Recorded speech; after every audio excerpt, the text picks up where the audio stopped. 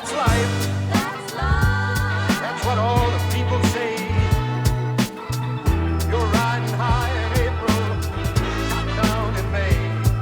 But I know I'm gonna change that tune when I'm back on top in June. I said that's life. And just like that, I hit record. Yeah. Is this MasterTech Expo recap? 2025. Another year in the books. You remember when Brian called us very early on and was like, "Hey, I have this idea. Yeah, I have this idea that we just do an expo." I remember where I was standing when I took the phone call, and I remember just kind of pacing throughout the shop and talking to him. And you know me, my brain automatically goes negative. It automatically goes for, this is a terrible idea. That's the first thing. Oh my God, this is so much work. How could you ever think? And this was in the middle of COVID that he's talking to us about this, right? And we're like, you're like, you remember the golf cart, right? Yeah. Not a great idea. There's no way. This is so much work. And yet trying to stay positive for him and encouraging. Right. And you don't want to fucking shoot somebody's idea out with the quickness and be like, you know what? Terrible idea. Yeah. Yeah. I think he takes it with a grain of salt from me, because he could call me and say, "Hey, I'm going to make cupcakes." And I'd be like, "That's a terrible idea." So to be fair. I mean, it made total sense. Classes of his sell out primarily quickly. You can only hold so many people at one time.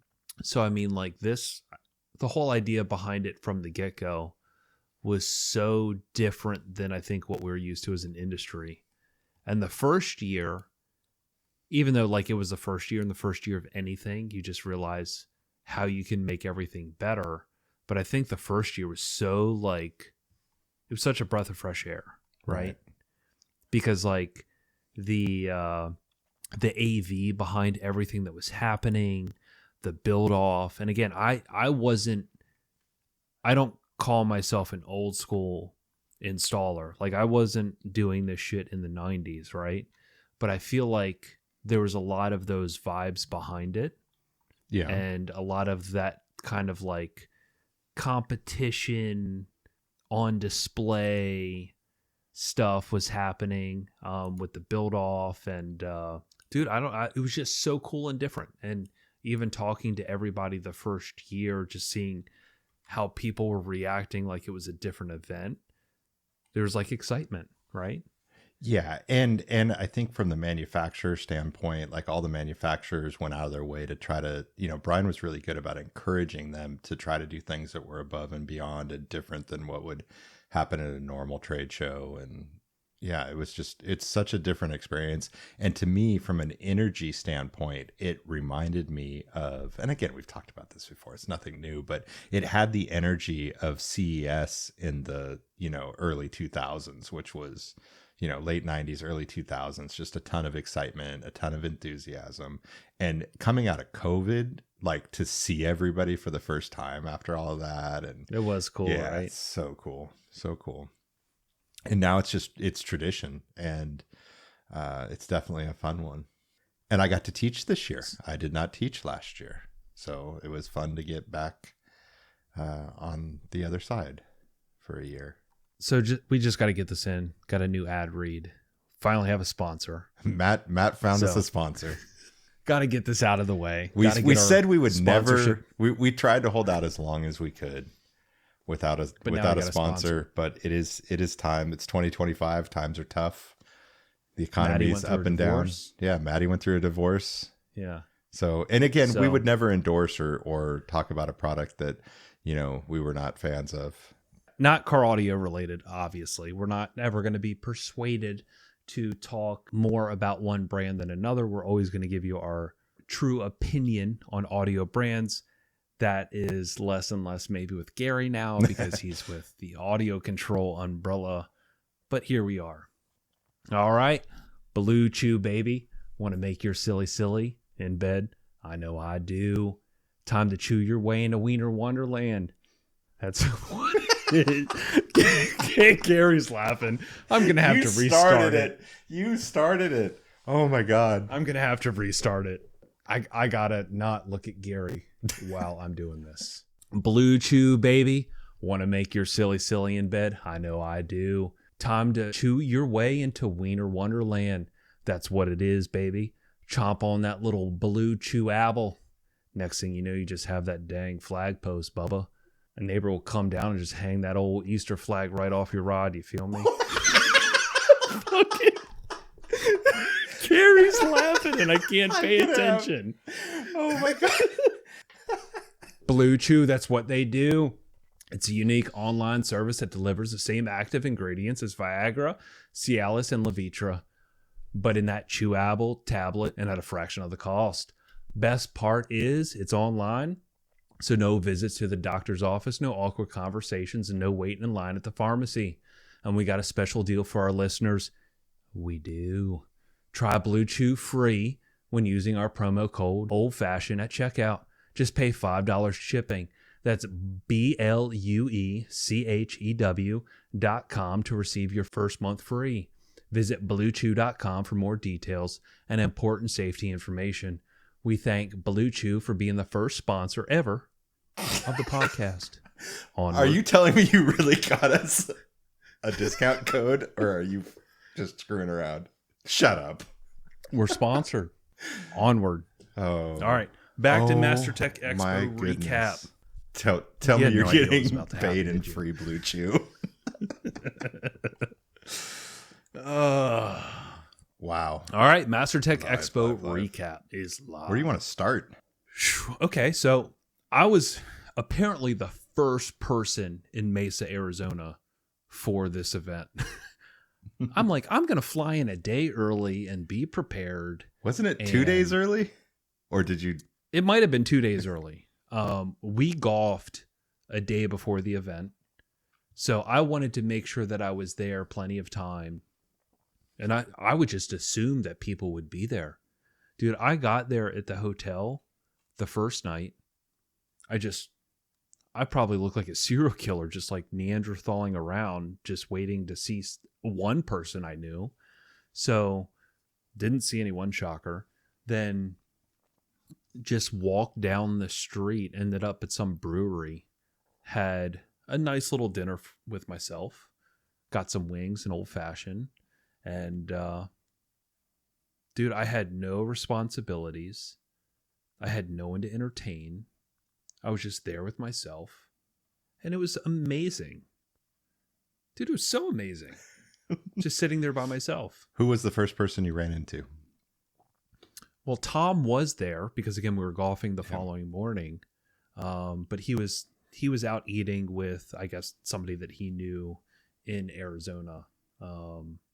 And by the time he got back, I was already back in my room asleep. So, but no, it was really cool to just like, because, you know, like when we go to these events and we're presenting, there's always so much work. Like the first night we are all there together. It's like the first night we meet up and talk about how we're going to present, what our goals are. We basically do a whole outline of in our case, 3-hour, 4-hour presentation. Yeah, I was going to say in years past, I think we had spent a lot more time before the show putting more slides and stuff and pictures and gathering all that stuff. And this year, since we had a really solid idea of what we were doing and we had been working on other aspects of it, which we'll get to in a minute, it was a little different and a little easier this time to just, you know, solidify the game plan in person. It was good. It is becoming a tradition to sit in that one table that room the night before. Yeah. It's fun. Yeah. But no, that following day, I think we had to meet in the lobby. So we golfed twice. I feel like the first time we golfed, we met at like 9 a.m. or something where we didn't have to wake up super early. And we golfed at a place up in the mountains, Dinosaur Mountain, I think it was called. Me, Alan Lindgren, Tom Miller, and Phil Cantu. We had our foursome, which our golf group is ever growing. I was going to say, So if you're a listener- Phil was the addition this year, right? Yeah, Phil was the addition this year. So I feel like we're trying to have a MasterTech Invitational at some point. Maybe even have a fucking best ball. So what we need out of this is a bunch of people who golf, who are also industry enthusiasts, who are at the event, who will meet us next year. And hopefully we can have a much bigger event.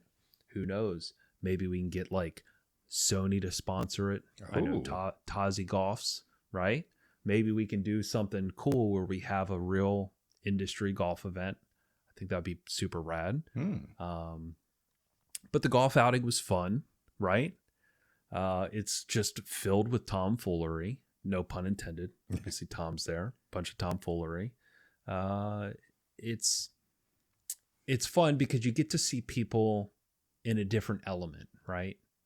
Like, you know how they are as a car audio guy, but you get to see a different level of competition come out. You know, you get to see the big dogs eat, is what they say. And no, it's really fun, and it's humbling because, again, some people golf a lot, some people don't golf a lot, but we all have fun. I'm mainly here for the shit talk. I'm here for the holes where people say, or like the unsafe stuff, right? So if, for instance, there is water 300 yards out and you have to carry 300 on the fairway, 300 yards on the fairway to cover the water, if somebody is going to hit like a fucking 4-iron and just lay up, I'm like, fuck that. We're sending it over. Whatever happens, happens, right? So my golf game is full of just fun and challenges. I'm not going to be safe. If it's a dog leg right, I'm fucking zipping through the trees. I don't care, right? I'm here for the hero shot, right? And that's what my golf game was full of. It was full of amazing drives, terrible second shots where I just fucking blasted over the green. I then duff it, right? And you're not a golf guy, Gary. Duffing it means you fucking hit the ball like you're going to hit it 25 yards and it fucking goes 2 inches, right? I could do that. Because you're scared to hit it. I could do that. And then, but here's the payoff is, okay, so again, great drive. Let's just say 310 out. Second shot over the green on a par 4. Fuck, that's not great. Duff it. Shit. Now I'm fucking chipping 50 yards out for par, right? But here's the thing. Chip that ball, falls on the green, rolls all the way down 40 feet into the hole. And then you par that fucking hole. You throw your hands up in the air while everyone else bogeys it. You made it look difficult. Everyone else made their bogey look easy. And you just throw your hand up in the air because it's a win. It's a beautiful, fun hole that you just completed. Okay. And everyone else made it look easy. I'm hoping for the people that listen to the podcast and that are active on social media that you go in and you comment whether you understood a single thing that came out of Matt's mouth for the last minute and a half. I was so stuck on thinking of, this is what I sound like to my wife when I'm talking about car audio stuff. And like, I'm having the same 100%. exact experience where I kind of understood the gist, but the words that were coming out of your mouth, I did not really understand all of them. Yeah. Make a long story short, I make golf fun and exciting. There are people that are very just trying to get the best score and safe, and that's fine for them. Yeah. That's fine for Mr. Allen and Mr. Tom. Just hitting that ball uphill. Can I try with one of my super analogies? nice, super easy. Can I Go try ahead. with one of my analogies? I'm more of a baseball guy, right? You're just swinging for the fence every time. Like, they're like, hey, let's get some 100 singles and some doubles. And Maddie's like, I'm going yard 100%. or I'm striking out. I'm Mark McGuire, 1998, overdone on steroids, just trying to smoke balls over the fence. 100%. Fair enough. All right, I get it. Because baseball's not fun if you're just slapping, if you're Pete Rose. Yeah. Just Yeah. base it. Well, unless you're diving Base head it. first. Base it. Unless you're just diving head first when it's not even close, just to make it fun. Yeah. Okay, Yeah. so what about bowling? How did we get to bowling? Because So- I missed both these Fuck. because I was so busy. So I feel like bowling was night one. I don't even know how it came up, honestly.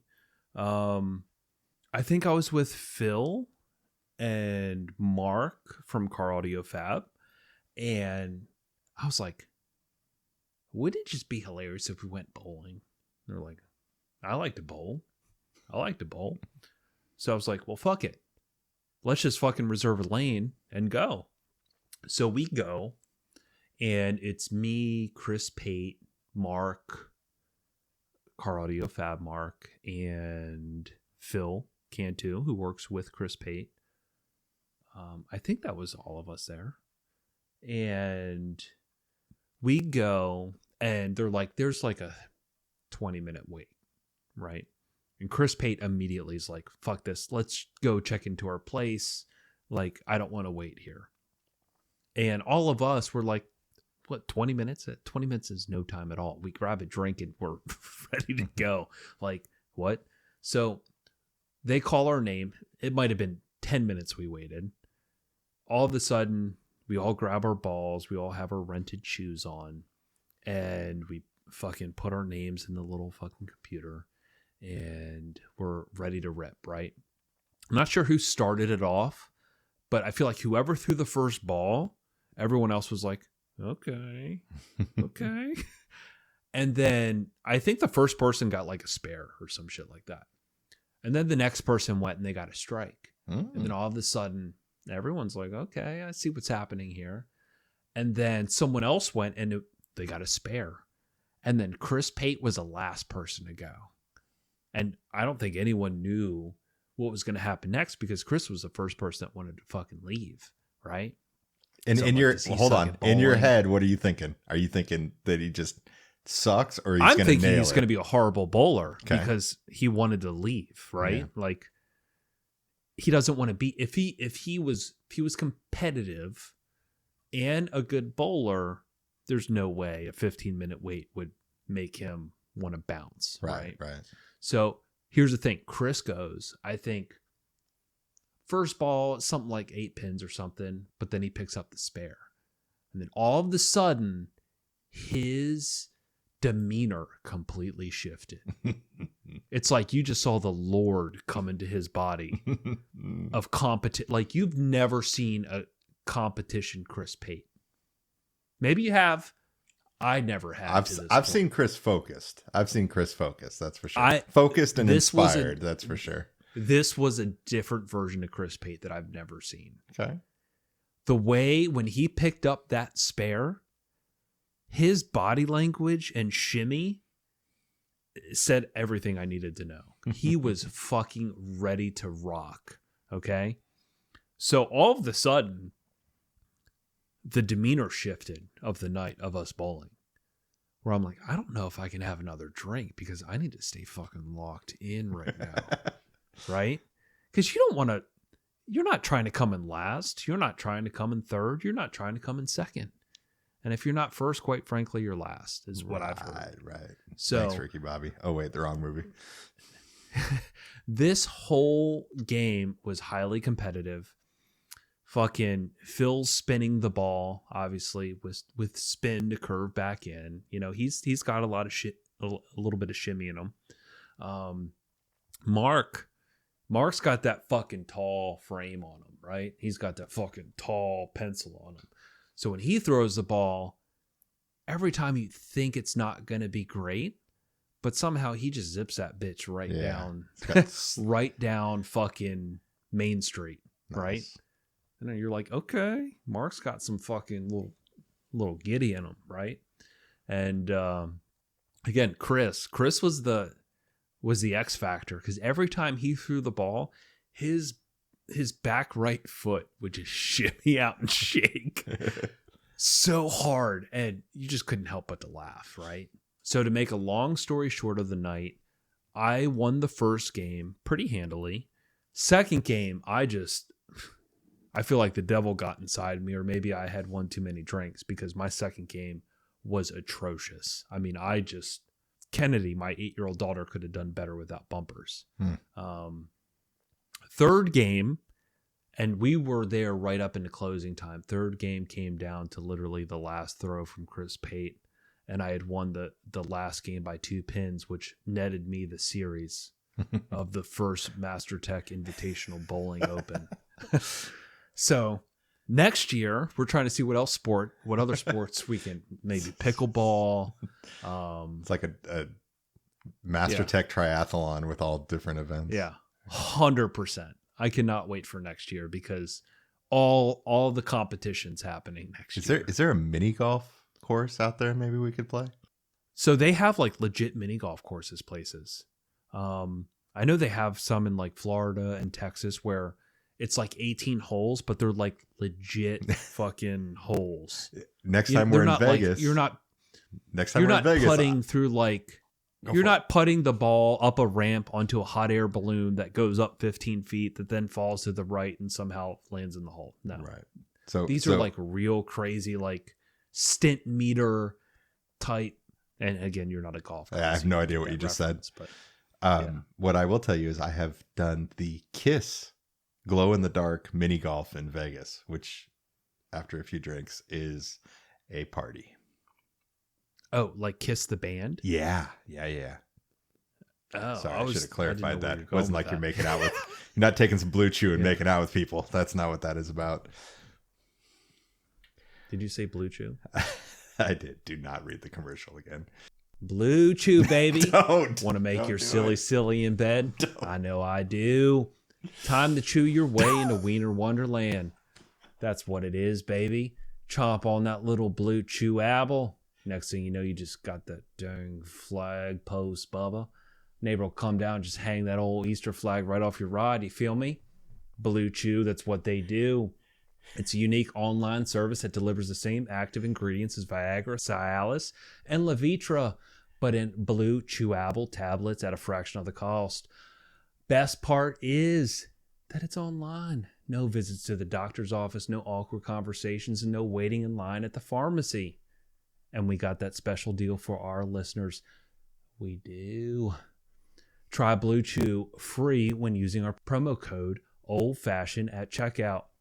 Just pay $5 shipping. That's BLUECHEW.com to receive your first month free. Visit BlueChew.com for more details and important safety information. We thank Blue Chew again for the second time for being the first sponsor ever of the podcast. Onward. That's 2 reads in 1 episode. What else? All right, so that leads us up into day 1 of MasterTech. Then there's kickoff party. Oh yeah, we had kickoff. That was before day 1. Wait, right? Are you saying no? Because it was the night of day 1. I think all your activities you just talked about were the night before.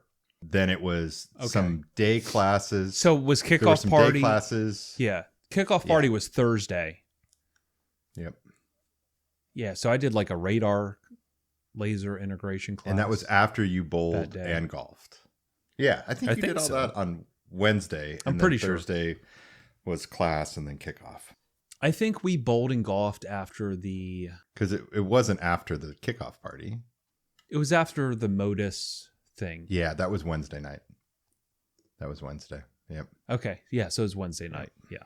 So Thursday night was the cocktail hour party with awards and lifetime achievement. I got to hand Wayne Harris. Which you got to hand the award to off. Wayne Harris, who won the Lifetime Achievement Award.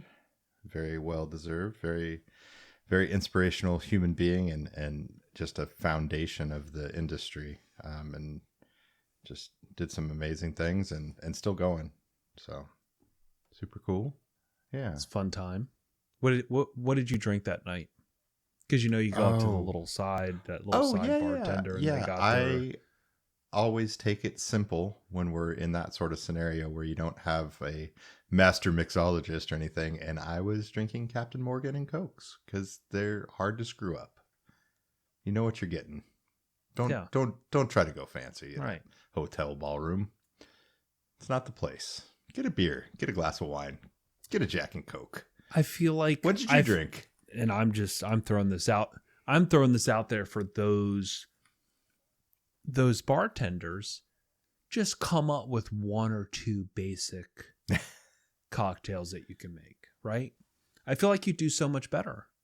Like at the Modus event, they handed out, it was like, I'm probably fucking it up. My recollection is foggy at this point because it was like a month ago. But I want to say it was like some sort of peach whiskey type of cocktail, right? Yeah, it's something they you could drink something they pre-mixed a bunch of or something. Exactly. Yeah. Right. So like I feel like if you're one of those places, again, you can only order like a Captain of Coke, a fucking ginger ale and gin. Like there's only so many things that you can kind of create with the ingredients they have there. And I feel like anytime that ever happens, I gravitate towards like, do you have a good IPA? And if the answer is no, like, do you have wine? Yeah. So I was probably the only man in there drinking fucking red wine the entire night. I had so many glasses of red wine, which had me have a cheap red wine headache the next day. Yeah. And what about that next day? Next day we had our class in the morning, which I feel like the first class we had of the 2D CAD, where we talk about Corel and Aspire. We did it also with Lee Teeples. Yeah. We've done the same class with him. Well, Gary wasn't in that class last year because he was kind of like admin of MasterTech Expo last year. Organization. Or coordinating last year. Coordinating. But you were a part of that same class a few years back. Me and Lee have kind of done that class every year. So I feel like that was a good class. I feel like our first class was actually the best class we did, for multiple reasons. The second class, we had cut stuff on the laser in front of everybody, starting the first part of the class. Yeah. And it just started, the exhaust fumes, like started giving me a massive headache. Yeah, I think I had a migraine by the end of class. Yeah, it's tough because even though you're teaching the same class twice, they end up being very different because you figure some things out that worked well and didn't work well in the first class, and but I think they were both entertaining and informative. Informative, yeah, and the project. And in those classes, cool. we had worked on your Prius. Yep. Which, again, people don't even realize how much work is involved in what we put into those classes. Because, like, dude, you had sent me, I think, the files of, like, just the basic outline of your trunk. Yep. Literally not even 2 weeks before MasterTech Expo. Oh, yeah. Yeah. And I had like 2 days to build nothing it. was even built, right? Yeah. So, like, for the people that saw Gary's trunk, that thing barely was even put together by the day that Gary pulled it into Expo. And I certainly don't think it was even tuned until like the night before Expo or at Expo. Yep. Where you're still, messing with stuff during Expo. My plan was, because that thing has the adaptive cruise on it and it steers and drives, and it's a pretty straight shot. So I was planning on being able to tune while I was driving out to Arizona. I was planning on doing some of the by ear stuff. And there was we had so much stuff loaded up in the car that I couldn't even see the passenger door speaker. And I'm like, there's no way I can tune this without having a free path to one of the speakers. So I had to do the final by ear stuff there, which I've gone back and I don't know.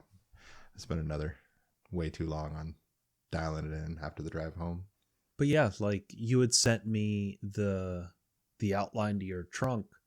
And obviously we have a 2D CAD class to do. So obviously the easiest opportunity is design your trunk in Aspire and, you know, these programs that we're going to show, and then obviously utilize the design we came up with and show how you can do this in a lot of different types of budget brackets. Yeah. Right. You know, easy, tough, and show like the same. And I feel like that's so useful is because like we showed different variations of like the focal point of your trunk, and we showed how to do that with a bunch of different types of materials and what's possible and how to do it, and how to make one material, like one piece, look like it's 5 pieces.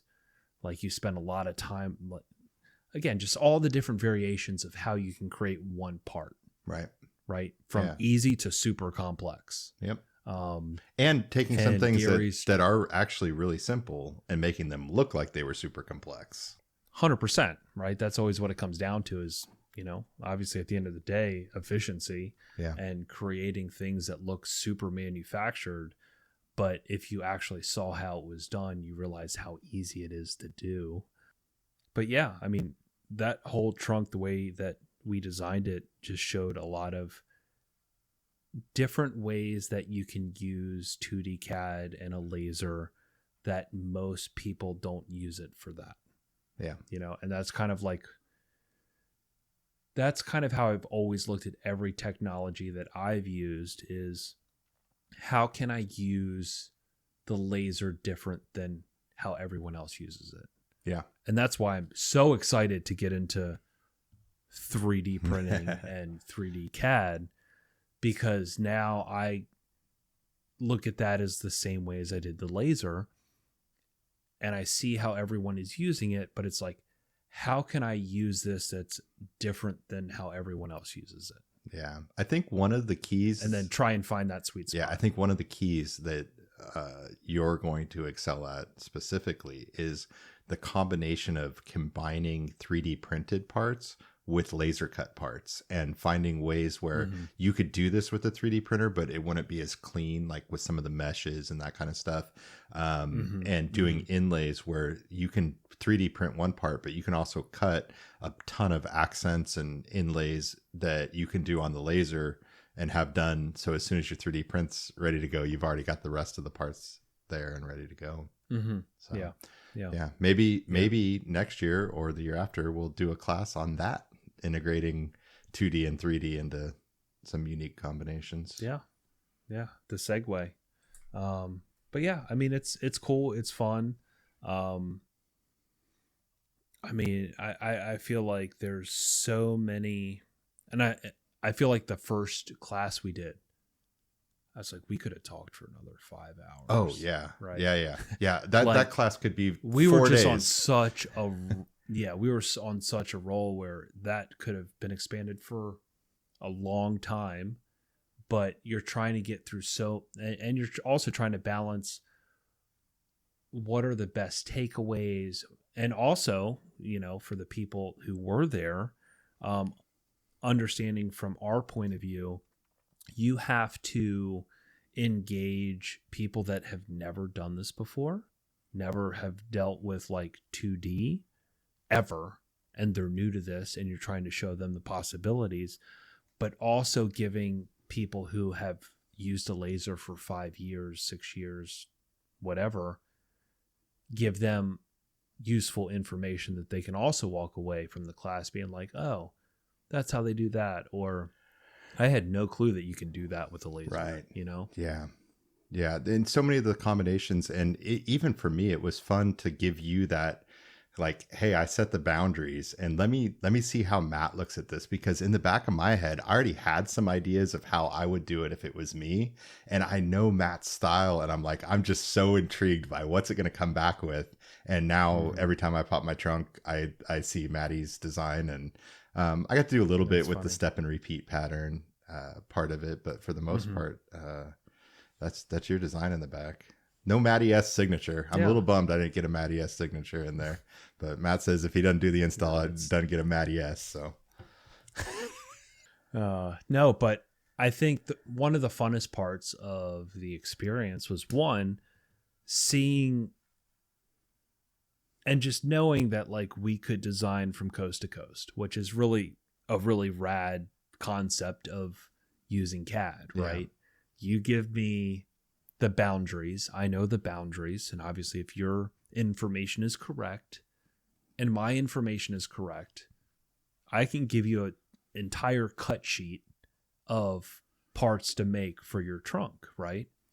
And again, like the pre-engineering stuff is like what we're teaching in the class that we do, because you're trying to understand how the acrylic is going to be lit, how you're going to make it lit, how you're going to light up the acrylic, like all of these things, how the LEDs are going to sit, making sure you have enough variance for the LEDs to fit so your part and trim can cover everything.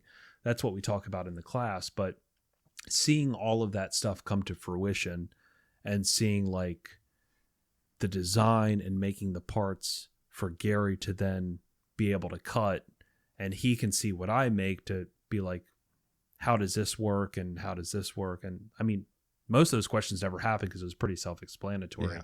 Yeah. But it's cool to see me design something from one coast, Gary's on another coast. I meet up with him at MasterTech and see like everything come to fruition, and then also get to experience, you know, your demo, which was a lot of fun because again, we've never really listened to each other's cars before. And okay, before you do this, did you have any sort of preconceived like you knew what the system consisted of, right? You knew the gear, you knew the price tag to it, you knew all that. But you've only heard us sitting here talking shit, right? Yeah. In your mind, what did you expect to hear? And did it match up with what you expected? I expected to hear what I heard, which is a great compliment. Whoa, what is happening here? Wait, who is that? What's up? What the hell? What's up? Matt, you look confused. What's going on, Matt? How does this kid get everywhere? How's it going? How does he get everywhere? Everyone listening right now is so confused. It took as confused as I am. Quite frankly, it took Matt. I saw the C pop up, and I'm like, no way, this is fucking Chris from MasterTech. Yes, sir. We're gonna have a little segue. Which, by the way, Chris had texted me. Like a week ago. You didn't respond. I didn't respond. What's up with that? I did not respond. Oh no. And I felt like it was out of principle. Oh, is that right? No. Hey, Chris, your mic's really hot. Is there a way you can turn it down? Sorry, real quick. There, is that better? Turn it down just a hair. A little more. I just want to make sure we're somewhat matched. Yeah, cut this part out real quick. Yeah, that's much better. Cool. Much better. Sorry. All right. So I feel like it was out of principle. Right? Because again, it's almost like an ex. You don't want to give them too much too soon. I can't just fucking respond back with the quickness. Chris Pate answered pretty and be quick. like, oh yeah. Well, Chris Pate's also trying to hire you, right? We've already established that. So no, but for the people listening, MasterTech Expo or any fucking professional training consist of you being available to a lot of smart people, right? And you know, I've always heard that surround yourself with smart people. If you're the smartest person in the room, find a new room. Yep. Right? Because you're never going to grow if you're not around people who are insanely smarter than you. I've had people in the past at events who did what Chris did. Chris took it to a whole new fucking level, which we'll get to. But, you know, there's people like Dalton Trainer, right? I remember a young Dalton, which, Chris, you talked to Dalton. I think Dalton's like 30 now. But I remember when Dalton was the young dude like Chris, who, again, back at like a MasterTech training at Mobile Solutions, after class ends, we all continue to build, right? because we have to build, right, Gary? It's like we got because we dug ourselves a hole and we got to dig our way out. Yeah, we dug ourselves a huge hole, and all of that, like the class project, still has to be completed, and we always undertake something that's massive. So there's never a time during those trainings where the clock strikes 6 and Brian's like, all right, everyone who isn't building, get out, right? It's never happened. But at the same point, like the bus will come and shuttle you back to the hotel, and almost everyone leaves, right?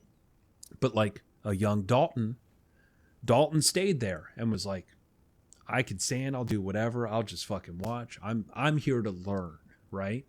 And like he wouldn't leave. So that's making the most out of your opportunity. Yep.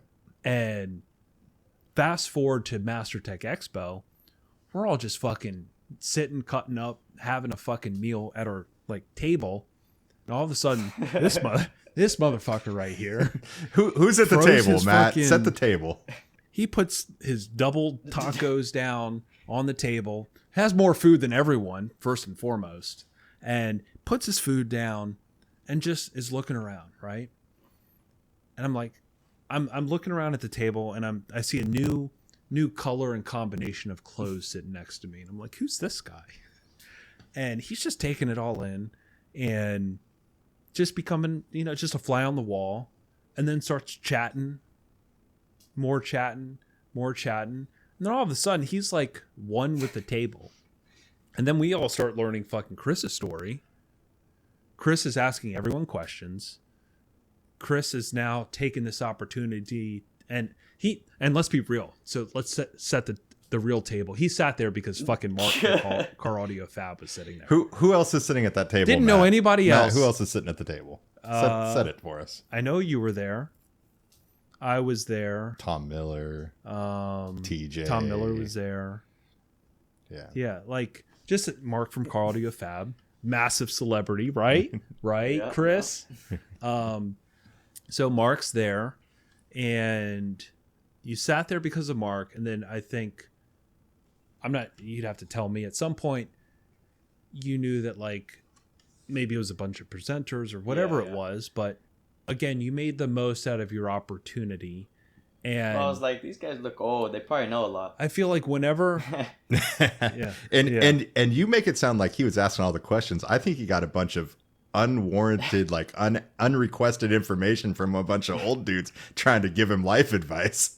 I think there might have been another side of that story. Everyone's like, get out of the industry while you can. Use your CAD skills to go make fucking Dyson vacuums. Oh gosh. Like, that's probably the smart thing. But at the end of the day, I followed in your footsteps. All of these guys, for me, like when we're looking at generational stuff, and this kind of gets into like the Fishman episode, but like there's generations to car audio, right? So there's guys like Fishman and Gary Biggs and Mark Fukuda, Mark Lowe, all of the OGs of car audio. And then there's like the Jeremy Carlsons, the Jeremy Katz, the Gary Bells, and again, like Chris Yotto and Steve Brown, all these guys are mixed in there. But there's generations. And then I'm the generation below like the Gary Bells and the Jeremy Carlsons and the Jeremy Katz. And then there's generations below me, like the Daltons. And then you're the generation below them, right? So it's just crazy because like you can make a career out of car audio. You can make a great career out of car audio. And I was just having this conversation literally the other day with one of my coworkers saying that like in 10 years, or not 10 years, that's extreme. In like 4 or 5 years, car audio is going to become a very difficult industry because it is going to be filled with people who installers have to be like legit engineers. And the weird thing about car audio is a lot of the people in car audio are older and they went through all of the analog era and they're getting into the engineering phase, and they're doing it out of love for the industry, right? They love it so much they're utilizing all the new tech. But let's be honest, like techs don't get paid like modern day engineers, right? So the trouble is going to become what shops are going to pay their legit techs like engineers, because you're going to have to be an engineer type level to put stuff and integrate it into a car. Yeah. Or So that brings me to like the people like Chris, right? Chris already has some sort of a background in utilizing CAD, right? Yeah. We had talked about this. You know some CAD. You're young. I mean, that's practically like your engineering stuff when you're doing that, right? So the big shift in our industry is going to be, how do we retain a Chris, keep him in car audio, and him build on being an engineer to integrate this equipment in to today's standard, right? Yep. How do you retain him? Well, you have to retain him. You're going to have to pay him like he's an engineer, which he would have to get somewhere, like he would get paid somewhere else doing similar type of work. Yep. For like an actual company. Yeah, I think it's just people who aren't in the industry, they just don't realize how much is really involved, like how much technicality is in everything. It's getting to the point where it's extreme. There's so much planning and engineering that goes into building stuff for cars. Yeah, there is a lot of generic stuff out there, and there are some, for certain applications, there are tried and true and easy methods to do it. But for the custom stuff, for sure, like I don't think in another 5 years that the guys that are using jigsaws are around, right? Like they're going to be so inefficient at what they do that there's no way that using a jigsaw or a circular saw to build a woofer box is going to make enough revenue to support a retail location to do installation work. So it is really exciting to see guys who jump in. I'm really excited to hear Chris's take of MasterTech, just overall, like what the experience was like. This was your first MasterTech, right? Yeah, first one.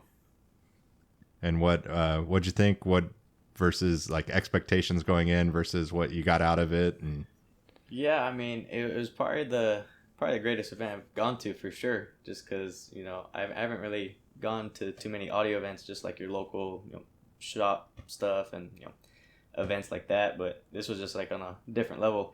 I mean, I thought it was gonna just be more like lots of cool cars, check a lot of cool stuff out. But just the way it was set up, it was just like I just learned a lot. And the networking was obviously the biggest takeaway out of it. But yeah, I mean, it was amazing event. Like just being able to be in one place surrounded by people just like me there's nothing else like that. Like 100%. That's That cool. it was amazing. That's cool to hear. So I know you took the 2D CAD class with Lee and Matt and I. What other classes did you get to see? I did the advanced fabrication, I think it was, or master fabrication, forget the name. Okay. But yeah, it was with the door panel beginning with Chris Pate, and then Brian took over the other one. Cool. Favorite thing? Don't give away all the secret sauce, but what was your favorite thing you learned? Like the best trick or the most useful trick? Or have you implemented anything yet from... Because I did learn how to make like an armrest and give it that curvature and geometry. I didn't know how to actually do that part, so I took that away. And now I can implement that into door panel stuff. For I take it that was Chris Pate. Yeah. But also the 2D class, seeing all the layers, like I'm gonna start integrating that into like my truck box stuff, having different layers and different materials and stuff just for the different look. Yeah. So I take it you plan on going back next year? Yeah, 100%. I'm actually going to Brian's door panel class tomorrow. I'm going to leave. Oh, tomorrow. wow. Yeah. Cool. Oh, Cool. Yeah, always a good time to go to the desert. Always fun. Yeah, no, his training. yeah. And I take it you've never been to the headquarters of Mobile Solutions? I think he did a class. His last class, yeah. Oh, Yeah, really? it was like the Fab boot Looky. camp, I think it was. Cool. Just setting the example for all the young people. Yeah, I'm just doing every class I can. I feel like the takeaway from everyone when you left is that everyone said that you're just so you're light years ahead of where everyone else was at the same age. Like, again, it's not even close. Yeah, 100%. And if you never lose sight of trying to be better, and just remember that better always exists. Yeah. Never become complacent. Better always exists, right? And being friends with guys like Gary and Carlson and everyone else, like, we all always humble each other, right? Because everyone always reaches into that bag of tricks, or maybe see something Dave Kindig did and you're like, well, shit, that's fucking crazy, right? It just, you're always constantly humble. Yeah. And the second you're comfortable, the second you're complacent, is when you're not in a good spot. Yeah. Right. Yeah. The second you get done with something and you look at it and you go, that's perfect, I could never do better, then like you lost it at that point in my mind. Like, you can look at it and be stoked with it, but if you can't find a flaw and you think you executed perfectly and you pushed yourself hard on it, I don't know. I still haven't gotten to that point. I've been doing it forever. The other thing that I really like about this is we talked about this a lot, Matt, there were guys that opened doors and they created techniques and they established standards that I learned from, looking through magazines, trying to recreate things that I saw, and just to watch the generations and that knowledge and just all those doors that each generation opened for the next one, so that by the time we get to the technology and somebody who's willing to take advantage of that technology and all of that work that's been done before, it's just such a cool spot to start with. And I just can't imagine, 10 years from now, the generations behind Chris's generation. And like, I can't even imagine, for the, you got to be pretty close to the generation that grew up with an iPad in your hand, right? Like you're just so comfortable with technology. It's just such a common thing. Unlike my generation, that we didn't get the internet until after we graduated high school, right? Like the first big part of our life, like the internet wasn't even a thing. So it was paper magazines and physically getting out to every single show you could to see stuff. So it's just super exciting to see and see it keep going. So I guess right now, you're not really going to see many people, I guess, in my generation, because most people just take the college route. So, you're probably going to see them in 5 to 10 years. Then you'll probably start seeing them. Yeah. And it's tough too, because like, again, I feel like this generation's a little bit different than like the old school Fukudas and when Gary was at Alpine, with Chris Yotto, where the goal is to create something attention grabbing. You have the backing of a manufacturer, the budget, to a point to create something that's special. Obviously, time was always a factor, right? There was never enough time to build something, but you did have more time than what most people have today on a common car to captivate people's interest. So for me, the balance with me has always been like, if the budget is there, put yourself in a corner where you are doing something different, to where maybe you haven't done it before, right? Maybe you throw out an idea that you're pitching to the client and you're kind of forcing yourself to do something that you haven't done before, right? Because like I did an Escalade and I was like, I'll motorize, a bunch of amps out the top of the subwoofer enclosure. I didn't know how I was going to do it at the time or what that looked like, but I was like, that's what I'm going to do. And I told the client that. So that kind of like forced me to figure that out. Same thing like with a Porsche I did, where I was like, I'm going to do a carbon fiber enclosure. I'm going to resin infuse everything like Porsche would do it. Like the budget was there, but I'd never done that before. So like if I tell the client that, that's like forcing me to figure it out, right? Where there's no point in that job where I'm like, let me just take the easy way out, right? So that's the tough part today, is like balancing profiting on a job, getting it done in a certain amount of time to make a profit. Because again, we're not do-it-yourselfers, we're doing this as a business. So that's where I think a lot of people get lost is, you know, the do-it-yourselfers or the enthusiast. They can spend a year on a project, right? And just do a little here and a little there. And at the end of the time, they have 2,000 hours into a project, right? And we don't have that same luxury because we're charging for it. So you kind of have to find that balance of being different and doing things different than other people do, but also still making a profit and staying in business. Yep. It's tough, and you can't get away of not making the profit because you got to keep the fucking doors open, right? Yep. Keep pushing, I think, is the moral of that story. But kudos to Chris for fucking, I mean, he's on the podcast right now. How he found his way out of the podcast, hacked into the podcast. He was mentioned in the Fishman podcast. He was. I think you had a 5-minute conversation in the Fishman podcast, and that just goes to show that if you just, I mean, obviously, I don't know if you're just super confident, if whatever it may be, but you made it happen. And anybody can make anything happen. You just have to fucking do it. And I'll add this, and that doesn't mean for everyone to just come up to Matt at a trade show and pull on his sleeve and say, "Hey, buddy, tell me how you did this." Right?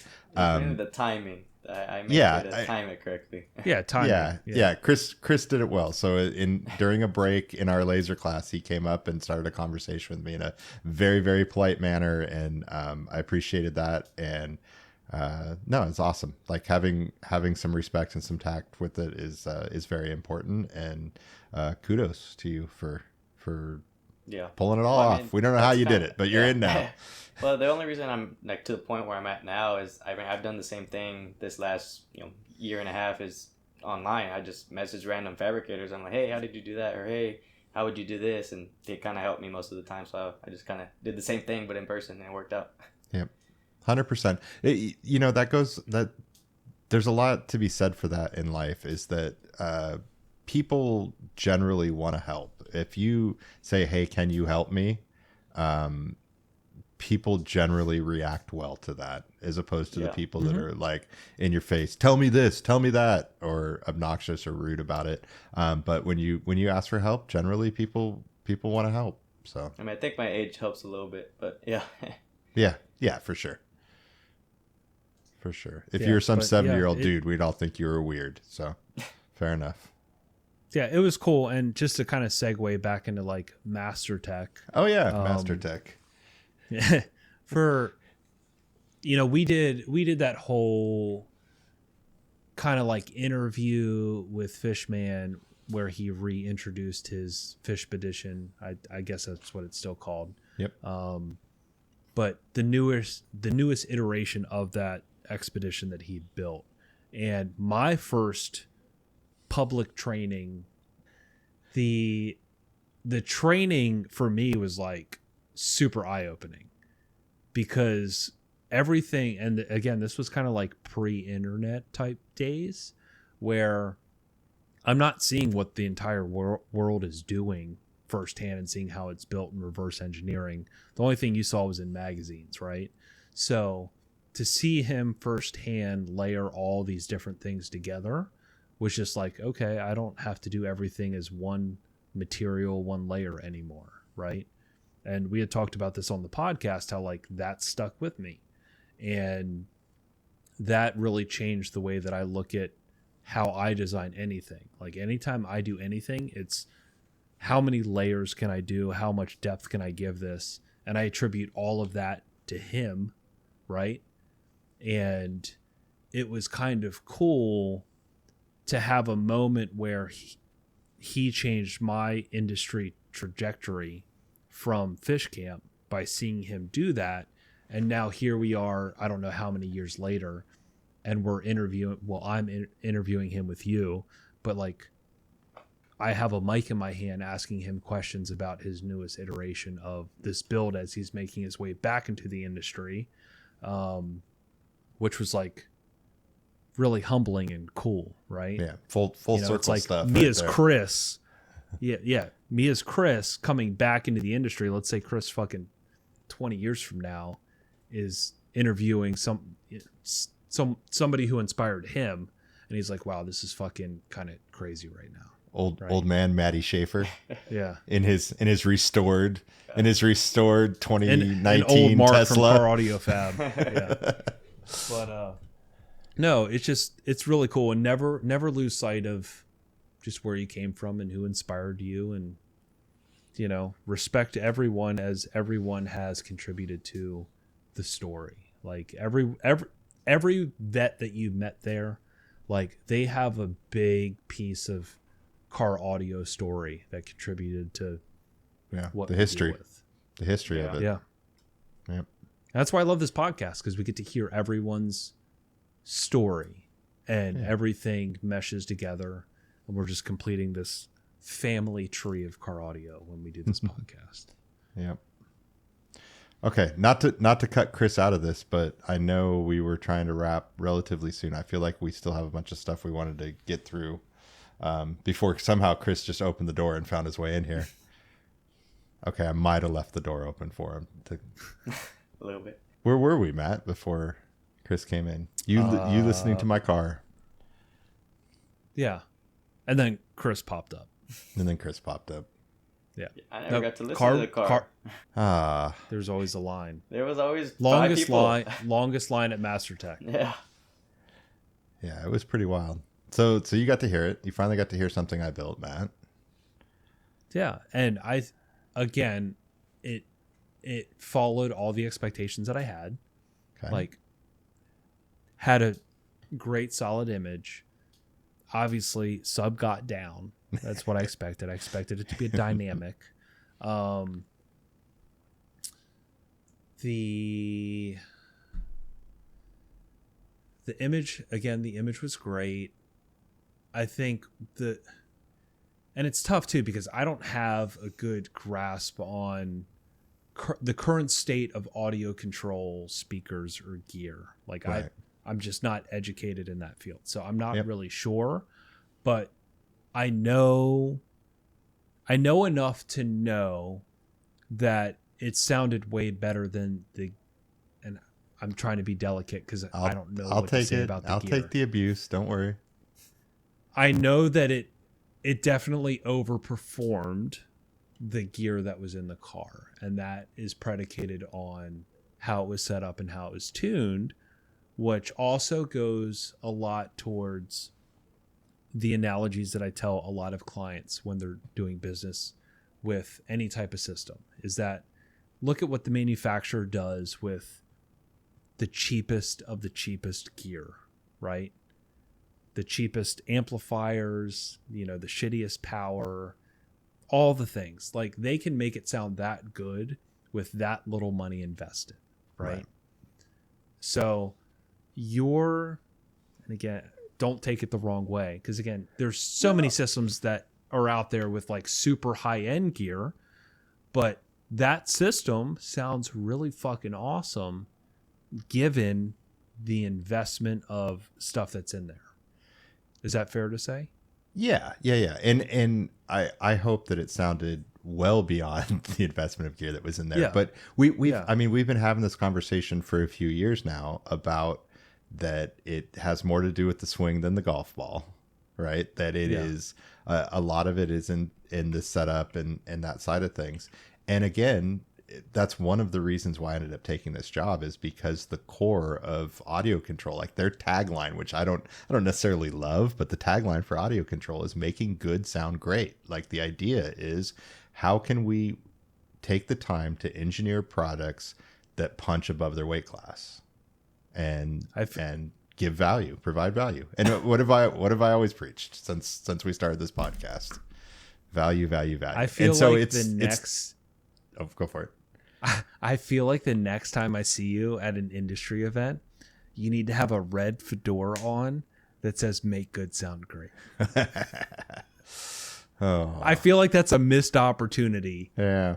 I think from there's the some ad t-shirts sign somewhere. There's some Make good sound.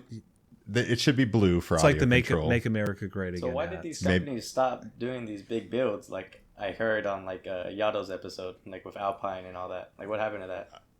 Because we quit. No. the market for aftermarket car audio is very different than it was in the 90s and the 2000s. So in the early days, you go back to the generation before me, and let's just say the 80s, right? And cars came with, like, you couldn't even fathom how terrible the audio was back then, right? You're talking tape decks and dual cone speakers. Like, there's not even a tweeter in the car, not even a coaxial in most cars. That's if they came with a radio. So as you got into the 90s, the 80s were an easy, hey, we're going to upgrade the tape deck to something with more power. We're going to put in a set of component or coaxial speakers, or some, there were all sorts of small enclosure speakers. Most of the cars had big 6x9 speakers on the rear deck. They were doing booster EQ amps. Like, it was just like, today it would be low grade stuff, but it was still a huge upgrade from what they had. And then as CDs became prevalent in the late 80s, early 90s, then it was really easy, because, like, hey, let's pull out that tape deck, put in a CD player, and now all of a sudden the CD itself is night and day better than the tape format. Then you can still upgrade speakers and amps and that kind of stuff. So the real heyday of car audio, I would say, like, the peak was probably 95 to 2005 was probably the peak from a dollars perspective, and just the interest in it total. The generation back then could not wait to turn 16 and get a car and have their independence and be able to drive around. And music was a huge part of that. And so as we got to the point where every car started coming with a CD player, the industry kind of lost that momentum. The other thing that was huge was theft. The theft of car stereos generated business for replacement. Hey, my car got broken into. Hey, I need an alarm. Hey, I need another radio. And there was this, like, extra business built in because theft was so huge back then. And so all that stuff just started to kind of ramp down. And as you got into, I would say it was about the late 90s is when DSP started really hitting in the OEM systems, and the premium systems started becoming more and more prevalent, which made even less of a case for aftermarket audio. Then the next big revival, I can't believe we're doing the history of car audio here, but why not? The next big revival for car audio was really iPads or iPhone. The iPod. iPod, too many eyes, was the iPod. And then integrating in the mid 2000s and getting iPod integration drove people into stores. And that was kind of the driver behind it, as the speaker and app business was kind of tailing off because cars came with decent speakers and DSP processing. And that's kind of what drove it, was the iPod side of it. And then, there had been DSP products all along, but then the next kind of generation of that push was to add DSP into cars and really push on the tuning side. And as the OEM systems got better and better, and now we're kind of, that's brings us to today. So that's kind of the path. But from a dollar standpoint, it just doesn't generate as much money. There was a whole time there where there was a huge car show scene that I want to say that it was really Fast and Furious that kind of drove it. Is that late 90s, early 2000s? Drove Hot Import Nights, was a car show that was huge around the country. Lowered import cars were just everywhere. Nopi events. Can you imagine being 16, Mitsubishi Eclipse GSX, super taillights, He has no one idea what you're suicide talking about. door, One I've seen all the movies. Eclipse radio, 8-volt pre-outs, blah punk subs, running clips grinding, playing on the radio, right? Fast and the Furious just came out. You know how good I felt? I felt so liberated. Yeah. Yes, I was 16, 17. I felt like I was just 4 Blue Chew deep running that. Oh, man. And that's our sponsor, Blue Chew. Yeah. No, because I've been to yet. like local car shows, and I'd say majority don't even have subs, and if they do, they have some Scar set up, something like that. Yeah. I mean, again, when we were doing those crazy cars at Alpine, and again, I came in for 3 of those cars, but they are 2 cars in a boat, I should say. You know, we had huge budgets, but that was back when most of the advertising was spent on magazines. And so the justification back then was that a page in a magazine would cost $3,500, $4,000. So if we can build a car and we get, you know, the Car Audio did like a 10-page spread on the Sinister Six. So if you calculate that it would have cost $4,000 a page, that's 40 grand worth of advertising right there by having it just Alpine, Alpine, Alpine. And then you put that to where when you have like a real marketing department behind it, Jennifer used to send out so many press releases that those magazines would get in 30 or 40 magazines worldwide. And so the dollars spent to build, even if we dumped 100, 200 grand into a car to do something crazy, it still was justified by the ad spend. And just when you go to an event, you bring a car like that and you become the center of attention when you have the craziest, when you're pretty guaranteed to have the craziest thing at a car show.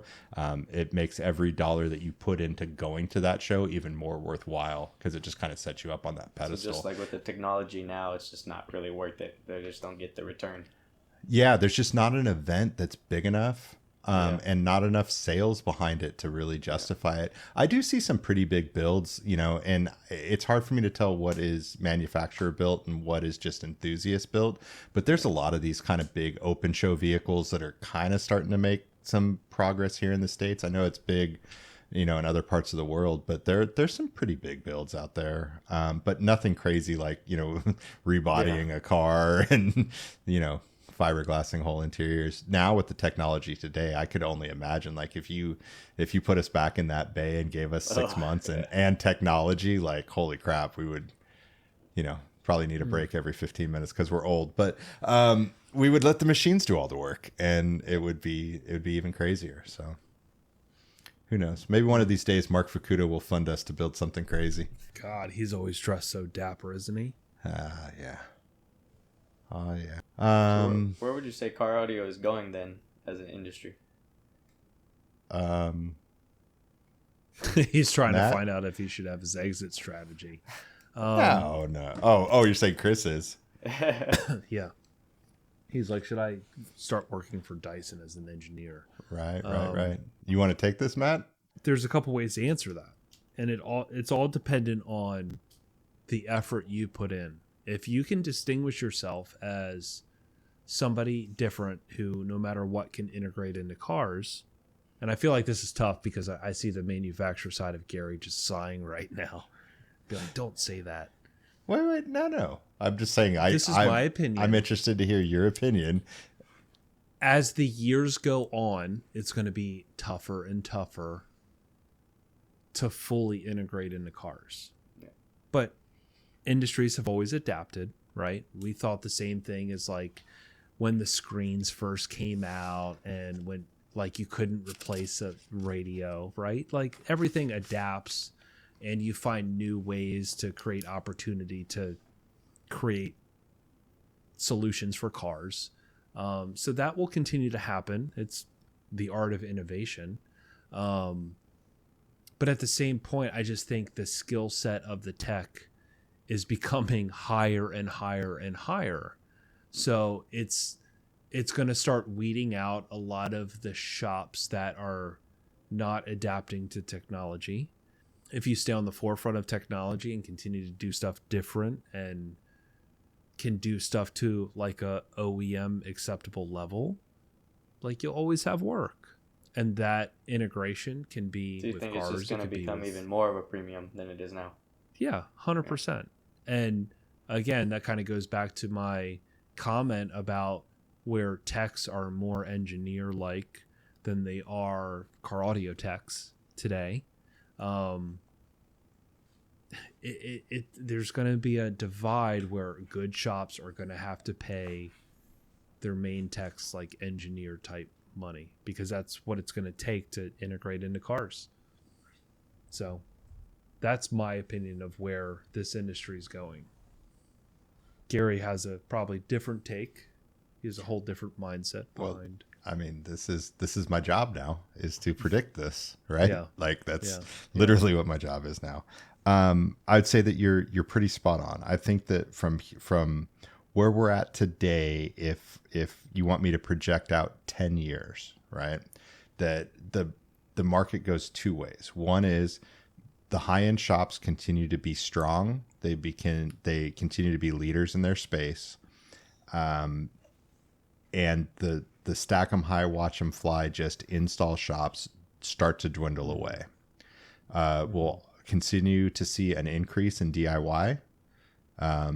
Just the people that have passion for because it. information's prevalent. Yeah, the information gets out easier. The guys that have passion for it and do it as a hobby will be able to spend the time as opposed to the money to do the install work. So that's where like a lot of guys like, you know, like you, like Chris Pate, that are building boxes that they can just buy and add into an install. The guys that are making pre-done components, amp racks, and those sorts of things, that business will continue to rise. There's still going to be a need for equipment. There will be an increased demand for products like Amp Pro and you know, to be fair, Mobridge, Nav TV for interfaces to grab clean audio out of digital audio systems. We'll continue to see progression in bus systems in cars and communication between radios and amplifiers and systems. I was on a call this morning with Texas Instruments regarding 48 volt electrical systems in the future of cars, right? Like this is coming. Right? Like EVs will run on 48 volts in the future. Still a little sketchy on how far out we are, but the plans are being made now to get us there. Right? So you the don't think equipment, it'll get too complicated where the DIY guy has to come to a shop? if only there were companies that provided solutions for those problems. Right. Yeah. So that, again, that's where the guys who lead this industry will continue to find and come up with ways to solve those challenges. And of course, if you look at right now, like those audio interfaces and those sorts of things, they're all geared towards the highest volume cars, right? Like anybody who's going to take that kind of, I'm telling you, the tech team behind the scenes that reverse engineers those interfaces and validates them to make sure, like, I mean, you guys have all used interfaces that work well and interfaces that have had problems. The validation work behind the scenes is very expensive. If you think about the level of guy that can get into a car and, you know, read CAN data about volume and sensors information and speed and everything that might need to adapt and maintain all the safety features of a car while extracting audio out of this system and still making sure that you could still warranty that car and take it to a dealer without it having an issue. There's a huge investment in that stuff. So you're not going to see a lot of those devices for oddball cars, but for the common cars and the cars that sell well, you'll continue to see products come out from every manufacturer that are geared towards making things work in those cars. And, you know, that's one of the interesting parts about where I'm at. I don't want to turn this into an ad for you know, Stinger, but with the pack audio side, that, you know, we have a whole team that's what they're doing, is focusing on still being able to integrate audio into cars. And I think you'll see, you know, we'll be less and less about putting radios in cars and more about interfacing with those cars. And to piggyback on with your question, Chris, about DIYers getting filtered out, with the abundance of information and people being able to find resources to do stuff, I do a ton of consultations with Tesla owners who are DIYers, and I walk them through how to do and wire a system into their Tesla, right? So, I mean, with the availability of information and somebody who can translate that information, that's the key, right? So again, a young person like you getting into the industry, somebody who's willing to listen, be a sponge, and then implement everything they've learned are like lethal. That's how you become great at what you do, right? So the same thing goes with a lot of the shops that aren't adapting, aren't listening, and are just resting on their loins of what they've always done. They're going to become extinct to a point because they're not going to be able to continue to service stuff at the same level of the expectation of what everyone else is doing. So I have a question for Chris. What right now is your biggest challenge when it comes to interfacing with vehicles or with the vehicle? Or have you run into something where you got stumped or had an issue or didn't have a product available that did what you needed it to do? Honestly, there's a product for pretty much everything I do, so it's usually pretty plug and play. Like, I haven't had any problems with interfaces. Just because all I do is the Fords and Chevy trucks, and that's just, there's so many products for that. But yeah, I mean, like you were saying, there's pretty much a lot of stuff out there right now just to integrate into those vehicles that are most popular. Yeah, which is awesome. I mean, there's again, if you had to deal with, after the amplifier audio in every case, like, just the level of the systems just wouldn't be the same. Like what Matt was saying, if I don't know something, I can look up and see what somebody else has done, or they tell you exactly what to do, and then I figure it out. Yep. All right, this was supposed to be a MasterTech episode. What else we got before we wrap this up? We did Fishman interview, which will be, I assume, the next episode. Yeah, I think so. Yeah, it was everything that everyone expects it to be is what it was, I think. And that'll be the And again, we could have spent twice as long. I think they'll definitely. I'm not sure if opening up the Macallan and polishing off that the bottle of Crown before we opened the Macallan was a good idea, but we did it. Yeah, I mean, and we didn't come we did not it to make do a it. great podcast. Yeah. So, it was good. I learned a lot about Fish, just like his background, what he's, the side of him of what he's been through and the adversity, and who his role model is, who his inspiration is. It all tracks. It makes perfect sense. Yeah. But it was a lot of fun to understand what makes him him. There's a lot of parallels to Chris there too. I mean, Matt's as? giving. There's some stories that come out in the Fish episode about just finding your way, finding your way to the place you want to be. Yeah. What else? So I mean, that was pretty much all of MasterTech. He had a great turnout for all and I think that was another cool part about our class is like the 2D side of it is you could see how we drew everything, how we designed everything from coast to coast, not needing to be right there.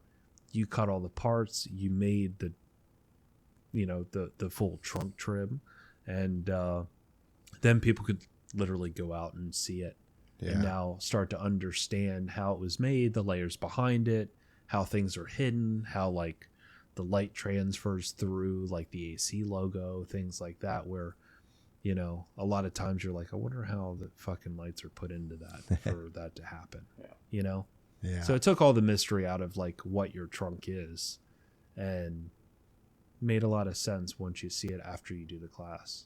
Yeah, I wish I had this vision that we would not give that many demos and the trunk could be open a little more. So it did kind of suck that I don't think that many people got to see it, which kind of sucks, but we did give a lot of demos and that was good. What did we One forget? story I didn't tell you is my plane ride to MasterTech was a fucking nightmare, dude. I had the opportunity where I generally always pick window. I don't know why. I just pick window because I feel like it's a nice little spot to throw the old head to relax. It gives you something to lean on. Yeah, and especially if you fall in the aisle where the back window gives you like an extra 3 inches of space where your head can fall either further right, and you could nod off without worrying about falling on somebody or into the aisle. 100%. Like middle, no. Aisle, I get it, but also like you can nod off into the aisle and get bumped and shit. So I always pick window. Fucking a mom and 2 kids sat behind me, and of course the littlest of the kid was put in the window, right? So he's back there. He's losing his fucking shit the entire plane ride. Literally, like Liu Kang from fucking Mortal Kombat. Yeah, and I know, Chris, you don't get the reference, but Liu Kang was this Asian fella who did a bicycle kick. It was a great finishing move in Mortal Kombat, and he would fuck people up with this bicycle kick. Well, this little kid did this for 6 hours from the East Coast to the West Coast on the back of my seat, to the point I really wanted to say something, but I felt so bad for the mom. I had so much empathy for the mom. And this mom was getting it from the people sitting next to me. I sat next to this older gentleman, about 70, his wife, this entitled white woman who was just snarling at this poor mom the entire time, who's trying to do her best. And I'm feeling awkward for 2 reasons. I'm getting kicked in the back. This white entitled lady is being mad at this child, making like the sounds like, for like 6 fucking hours. Like, get over it at some point. You're not you making it cannot any better. continue to make that noise the entire time. You're making all this worse. Just please shut the fuck up. And the husband is on tilt because his wife is acting like an idiot. So he's all fidgety next to me. And then on top of that, I have this, and God love them. It was like just a group of brothers, African-American gentlemen just sitting in front of me. And the guy in front of me must have been a drummer in a band, where this dude, you would have thought he was like auditioning for like air drumming, right? Whatever he's listening to on his headphones, he is just his seat is fucking shaking, right? I've never seen some shit like this. His seat is shaking back and forth. He's just drumming, and I have video of this. I posted it to my stories, but he's drumming hard. His seat's going back and forth. This kid's kicking my seat back and forth. It was a miserable time on the plane. I had to meditate, and I just had to like go to a different place. I felt like I was in a simulation. I felt like what I was in was not real. It was a test of my patience. I succeeded. I didn't say a word to anybody. I felt like that was a long tangent. I had to get that off my chest. I feel for you. I have to go to Florida next month, so I hate flying. I don't know. I wish you'd come out here more often, since I never make it out to you, but I think it was my worst flying experience I've ever had. Flight home was okay though, or? Flight home was great. It was so good. Flight there was awful. It was really bad. I mean, the only thing that didn't happen is I didn't see a gentleman praying to a God who's not my God. So there's that. But other than that, it was a great plane ride. But MasterTech 2025 in the books. So there's never been an event like MasterTech? Not that I've been to. Yeah, I think there's anything that quite touches the I don't know, just how broad MasterTech is from it covers so many different bases and at just the highest level, and whether it's the business classes or the fabrication side of things or just the integration side, and there's just so much knowledge there, and just, the best of the best. And it's really a bummer for those of us that teach. Like, I know there was a ton I could have learned if I would have had time to sit in everybody else's classes, so that's the only frustrating part of it for me. I wish that does suck that I don't get to sit in other classes. Yeah, tons of stuff, but always a fun experience, and glad we got to do it again, and looking forward to next year already. Hopefully we have something cooler, and maybe we'll try to do something like this again, where we build a car remotely between two of us. I really like that, and it was a fun challenge. And who knows, maybe Chris will be teaching a class in a few years. We'll see. Start prepping them. Start working on those presentation skills. It's a whole nother animal. But I think we went over on our time allotment. We said 45 minutes. It's been double. Yeah. All good. That was a good recap. That was fun. A lot of fun storytelling. Yeah. I think I'm ready to click it here. Stay tuned for the next episode after this, Fishman. And I think that's it. Cue the music, Matt.